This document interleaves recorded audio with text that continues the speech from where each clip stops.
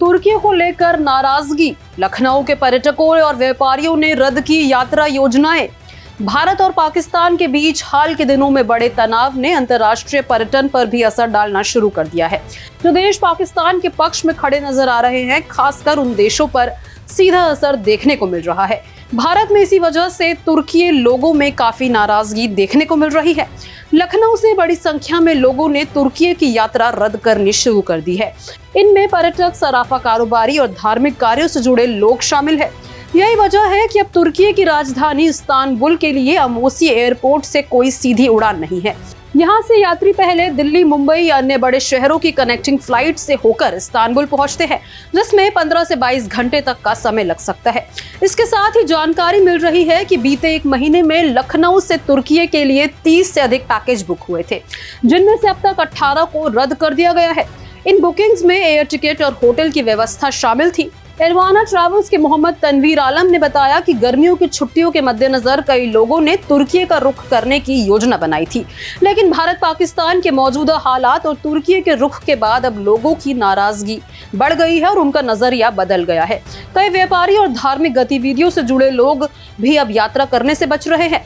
इसका असर सीधे तौर पर ट्रैवल इंडस्ट्री पर पड़ रहा है। ट्रैवल एजेंसी के अनुसार अब तुर्की की बजाय यूरोप के दूसरे देशों जैसे कि स्विट्जरलैंड, फ्रांस और इटली के लिए पैकेज की मांग बढ़ रही है।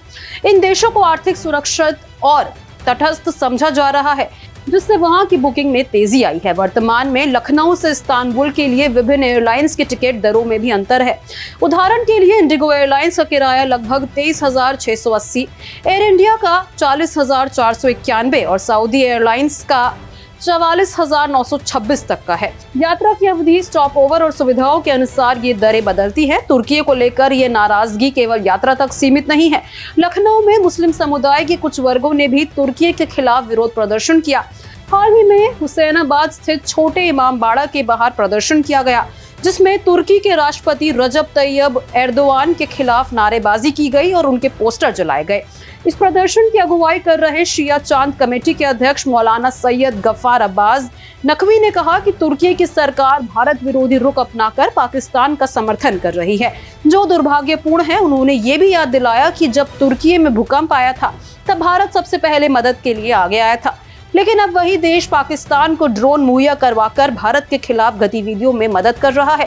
प्रदर्शन में मौलाना मुस्तफा अली खान, मौलाना अफजल अब्बास, मौलाना मोहम्मद रजा इलिया और मिर्जा वाहिद हुसैन भी मौजूद रहे। उनका कहना था कि तुर्की का असली चेहरा अब सामने आ चुका है और वो आतंकवाद का समर्थन करने वालों के साथ खड़ा है। इस पूरे घटनाक्रम से साफ है कि भारत में, विशेषकर उत्तर प्रदेश जैसे राज्यों में, तुर्की के खिलाफ जन भावनाएं आक्रोश में है। यही आक्रोश अब व्यापार और पर्यटन जैसे क्षेत्रों में दिखाई देने लगा है, जहां लोग अब तुर्की से दूरी बना रहे हैं और वैकल्पिक जगहों की ओर रुख कर रहे हैं। तो इसको लेकर आप क्या राय रखते हैं? कमेंट बॉक्स में जरूर शेयर करें, साथ ही हमारे चैनल को जरूर सब्सक्राइब करें।